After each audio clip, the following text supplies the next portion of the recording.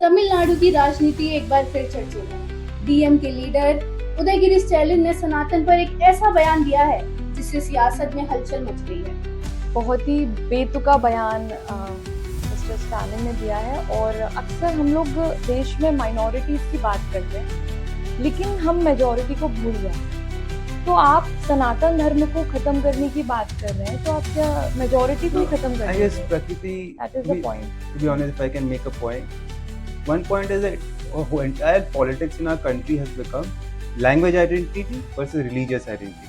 It's all about polarization. Let it be Mamta's or Thakre's or Stalin, they are all fighting that Tamil culture, Bengali culture, Marathi culture. So they are trying to project that Tamil is in danger, like the BJP is trying to put Sanatan is in danger. It's all about projections, right?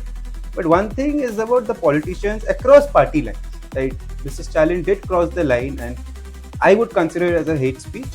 But again, that's the irony of this country. That's how politics has been playing out. It's about language. See, you have mentioned we are divided in geographically as well, but even if we are divided geographically, we cannot deny with the very fact that we are united with religion. So majority of religion, and abusing a particular religion in a way is a hate speech. So we can't defend this particular idea in any of the way.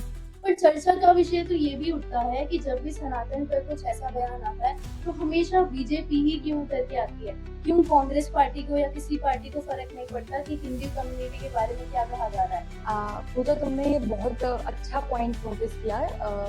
हम हमेशा बात करते हैं, जैसे शंकराचार्य जी पर जब बात आई उस वक्त समाजवादी पार्टी डिफेंस में आती है क्योंकि ही वाज एंटी बीजेपी।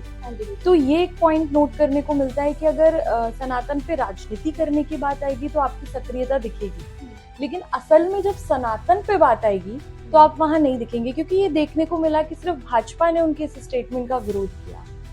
तो मतलब आदित्य, कहने का मतलब ये है कि मोटा मोटा कह सकते हैं कि पॉलिटिशियंस जैसे भी उनकी राजनीति चले वैसे चलाना चाहते हैं। See, I mean, the core idea of the BJP and the core idea of BJP staying in power is Hinduism, right? Promoting of Hinduism. For them, that's their identity.